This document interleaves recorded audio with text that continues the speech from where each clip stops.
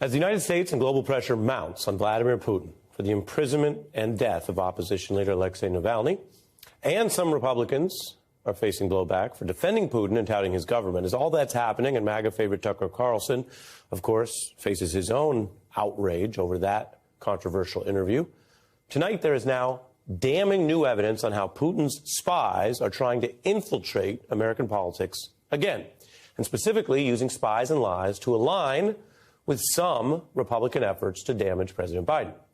Now, if this plot sounds familiar, it's because Russia operates ongoing plots like this. Many countries do, but one difference, which I'm going to get into in our top story right now, is how warm a reception Putin keeps getting from some American politicians on the right.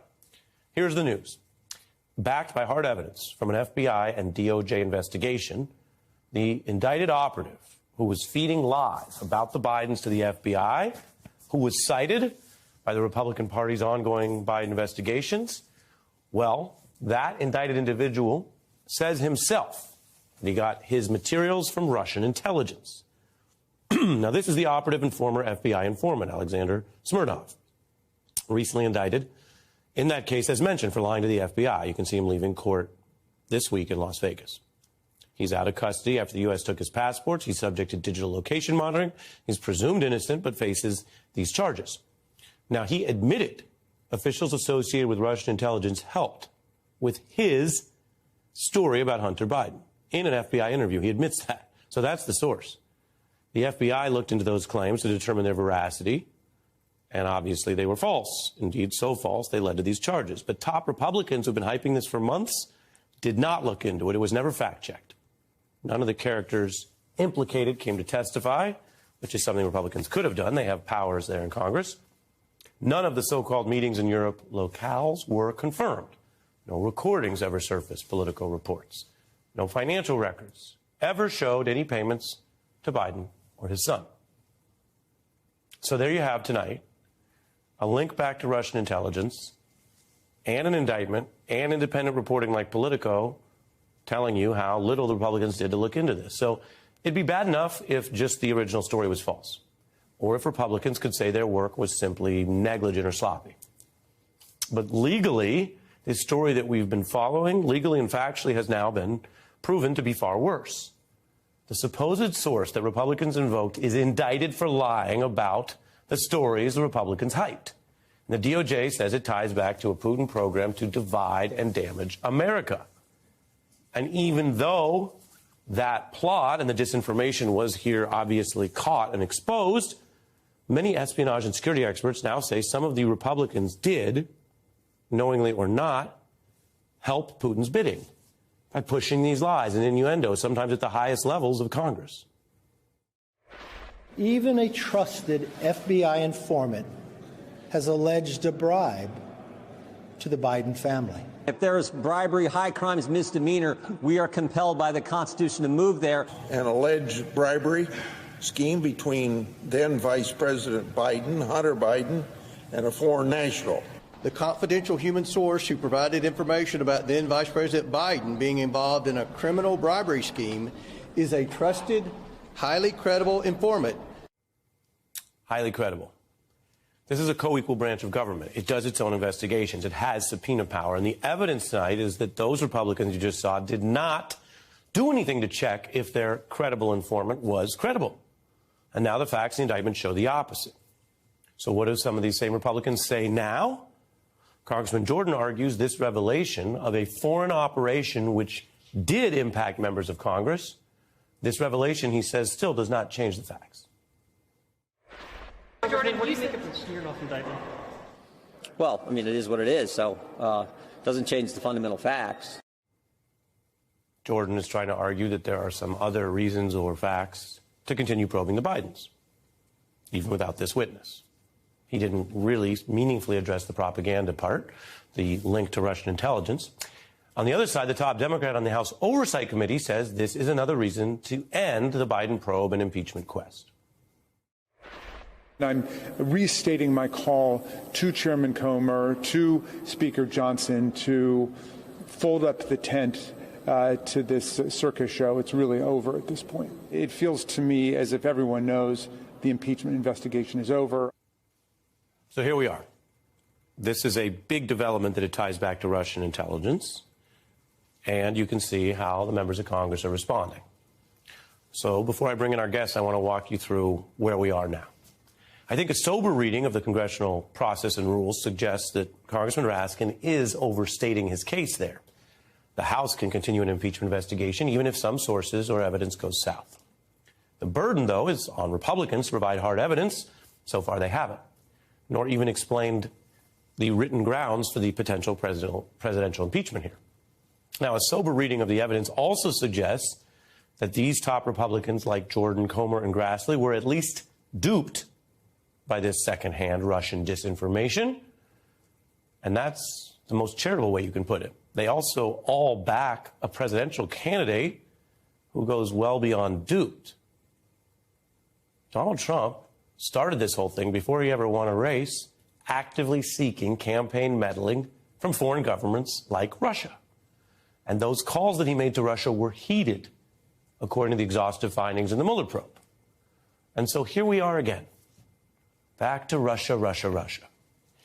And I don't know how much you listen to what they say on the right, but there are a lot of Trump apologists who claim it's their opponents who are obsessed with Russia. And that's why all of this keeps coming up, like it's a thing that other people are obsessed with. Well, let me tell you, with this Russian disinformation campaign partly exposed tonight, that idea that other people are obsessed with Russia, like so much MAGA political projection, has it exactly opposite. So why are we back on Russia tonight? In our Congress, in the news, in America? I'll go through it quite briefly. One, because Putin's an autocrat who runs these operations on an ongoing basis. He's not just going to stop. Two, because Trump and part of the Republican Party use or even actively welcome some of the fruits of those campaigns. They're made to target our process, and some people in the American political process welcome it. Three, there's a whole group of operatives who profit off Putin and his associated interests. Some were ultimately convicted for corrupt acts, like the person you see on your screen, who's not some random felon. He was the #1 person on the Trump campaign when they won in 2016. He's former Trump campaign chair Paul Manafort, convicted in the Mueller probe. Now, that's three. Four, Trump's long, loud defenses of Putin have laundered and popularized him as a figure on the right. And that has consequences for everything from foreign policy to our fellow Americans' views or understanding of how much authoritarianism they can actually stomach. For Mr. Carlson, who is very relevant here, whether you like it or not, as one of MAGA's most prominent voices on Russia, well, Tucker Carlson could stomach Putin's record as recently as last week. I'll show you what I mean. He responded to a question posed about Putin's tactics, about jailing a dissident we've told you about, Navalny, who was then still believed to be alive. Tucker was asked about that right after his Putin interview. And the New York Times reports, asked why he had not questioned Putin about Russia's free speech crackdown, Navalny's jailing, or suspected political assassinations, they mean in general, Carlson said those were the things that every other American media outlet talks about. Times noting Carlson was actually the first Western media figure to interview Putin in over 2 years. But Carlson responded, quote, "Leadership requires killing people. Sorry, that's why I wouldn't want to be a leader." Okay, well, there is more than one way to be a leader. That's the whole point. And the Times also reports a, quote, notable change as Carlson then later this week responded to Navalny's death in Russian custody, saying, quote, "It's horrifying what happened to Navalny. The whole thing is barbaric and awful. No decent person would defend it." So no decent person would defend the Putin system that led to Navalny's death, yet Carlson was defending that very system last week. Okay, so they can try to make sense of that. Now, some of what Putin does, especially within his borders, is not easily stopped by other countries. Russia is a nuclear-armed adversary that invades its neighbors.